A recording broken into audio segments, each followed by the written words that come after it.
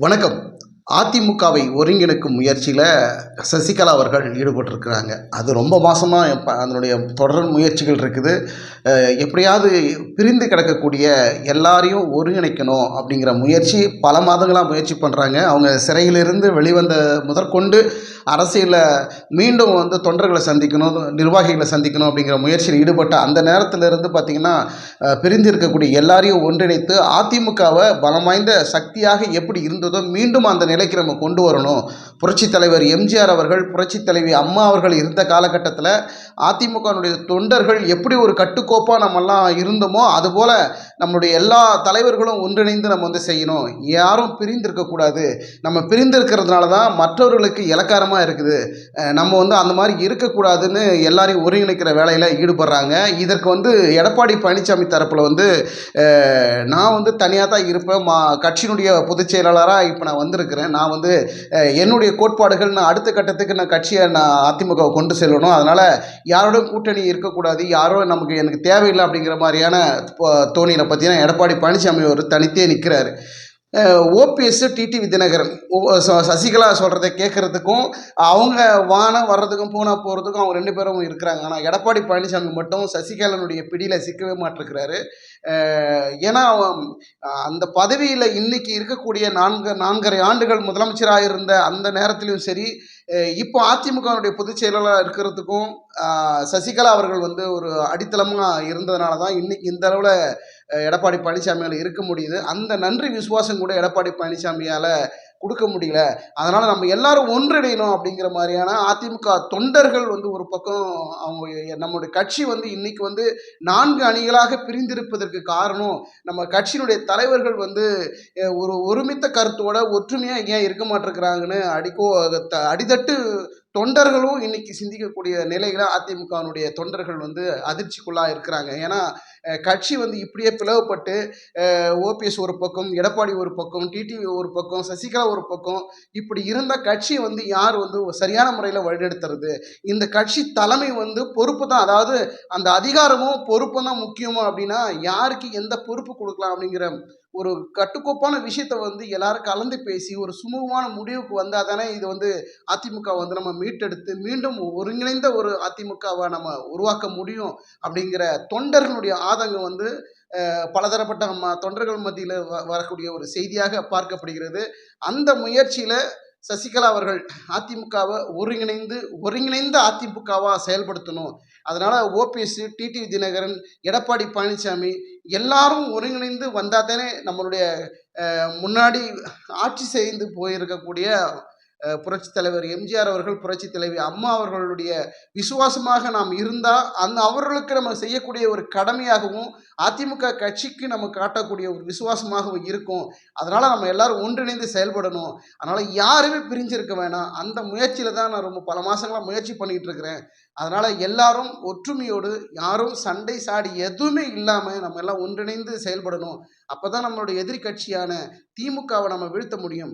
வருகிற நாடாளுமன்ற தேர்தல் நம்ம எதிர்கொண்டு அதற்கான அரசியல் நகர்வுகளை, தேர்தலினுடைய யுக்திகளை நம்ம கையாள முடியும். அதனால் எடப்பாடி பழனிசாமிக்கும், ஓபிஎஸ்க்கும், டிடிவி தினகரனுக்கும் ஒரு அழைப்பு விடுக்கிற மாதிரி சசிகலா அவர்கள் கடந்த 2 நாட்களுக்கு முன்னாடி செய்தியாளர் சந்திப்பில் பேசியிருப்பாங்க. எல்லாரும் ஒருங்கிணைக்கணும், நீங்கள்லாம் தனியாக பிரிஞ்சிருக்காதீங்க, நம்மெல்லாம் ஒன்றிணைந்து செயல்படலாம் அப்படிங்கிற அவங்களுடைய கோரிக்கை.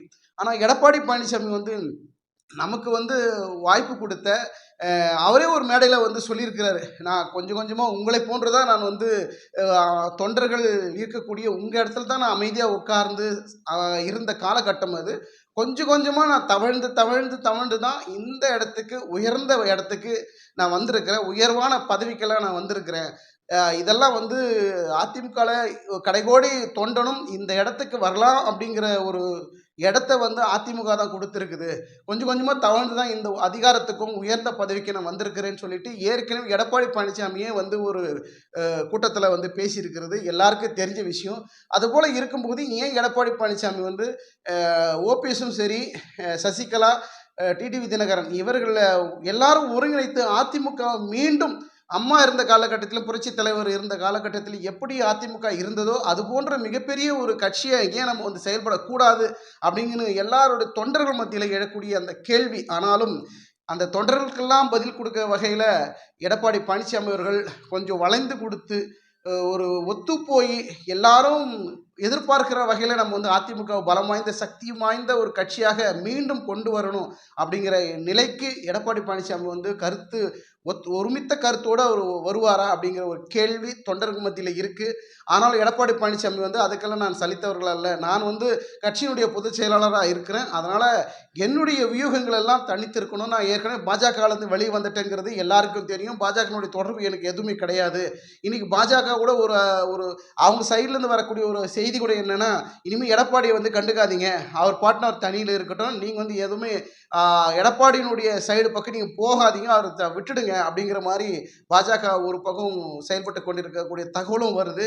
இந்த நிலையில் எடப்பாடி பழனிசாமி, சசிகலா, டிடிவி தினகரன், ஓபிஎஸ் இவர்களோட இணைந்து ஒருமித்த கருத்தோட இணைவதற்கு எடப்பாடி பழனிசாமி இடம் கொடுப்பாரா, அல்லது தனித்து நின்று தான் நான் களம் காணுவேன், அதிமுக வந்து என் கட்டுப்பாட்டில் தான் இருக்கணும், நான் தான் கட்சியினுடைய பொதுச் செயலாளராக இருக்கணும், வேறு யாரும் இருக்கக்கூடாது அப்படிங்கிற எண்ணத்தோட கட்சியை பலப்படுத்தக்கூடிய வகையில் எடப்பாடி பழனிசாமி வந்து அடுத்தடுத்து அரசியல் நகர்வுகளை மேற்கொள்கிறாரு. இது வந்து எந்த அளவுக்கு சாத்தியம், வருகிற நாடாளுமன்ற தேர்தலை எதிர்கொள்ளணும்னா திமுக மிகப்பெரிய சக்தி வாய்ந்த ஒரு கூட்டணியில் இருக்கக்கூடிய திமுக, இன்னொரு பக்கம் பாஜக வந்து தமிழகத்தில் மீண்டும் அதாவது ஒரு அடுத்தடுத்து அண்ணாமலை வைத்துக்கிட்டு அடுத்தடுத்து களத்தில் இறங்கி எவ்வளோ தூரம் இறங்கி வேலை செய்யணுமோ அந்த நகர்வுகளை பாஜக மேற்கொள்கிறாங்க.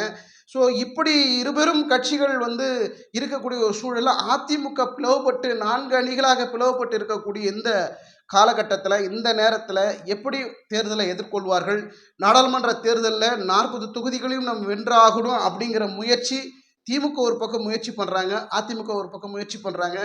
இந்த 2 கட்சிக்கு நடுவில் பாஜக மிகப்பெரிய ஒரு சக்தியை வந்து கொடுக்கணும், இந்த இடத்துல வந்து நம்ம வந்து ஒரு இடத்தை பிடிக்கணும், அவங்க ஒரு முயற்சி பண்ணுறாங்க. ஸோ இந்த 40ல் எத்தனை சீட்டுகள் எப்படி உடையும், யாருக்கு எந்தெந்த தொகுதிகள் ஜெயிப்பார்கள் அப்படிங்கிற மிகப்பெரிய ஒரு கேள்வி.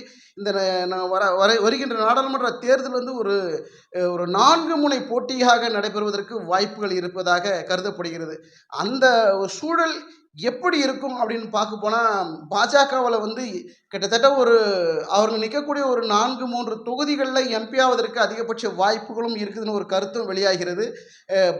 திமுக வந்து ஒரு பலம் வாய்ந்த சக்தியாக ஒரு கூட்டணியில் இருப்பதனால் அவர்கள் பெரும்பான்மையான தொகுதிகளை வின் பண்ணுவதற்கும் அதிமுக வந்து குறிப்பிட்ட தொகுதியில் வின் பண்ணுவதற்கும் வாய்ப்புகள் இருக்கிறது.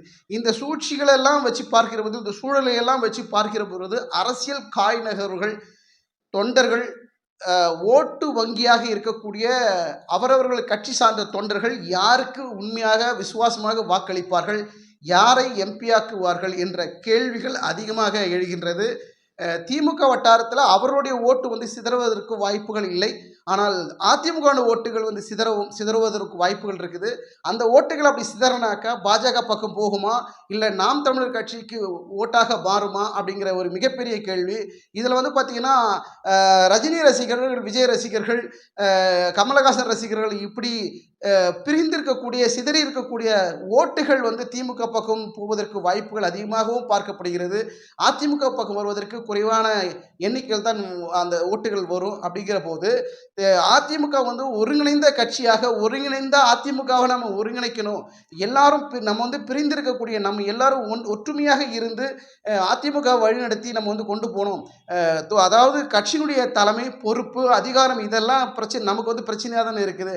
அதனால் நம்மளே கூடி பேசி ஒரு சுமூகமான முடிவு எடுக்கலாம் அப்படிங்கிறதுனால சசிகலா வந்து இந்த திட்டத்தில் பல மாதங்களாக முயற்சி பண்ணுறாங்க. ஆனால் அதற்கு வந்து எடப்பாடி மட்டும்தான் அதற்கு ஒரு கருத்தியலாக ஒரு ஒத்துப்போய் வராத ஒரு நபராக எடப்பாடி பழனிசாமி அவர்கள் இருக்கிறார். ஏற்கனவே ஓபிஎஸ் வந்து டிடிவி அவர்கள் 2 பேருமே சசிகலா சொல்வதை கேட்பார்கள்.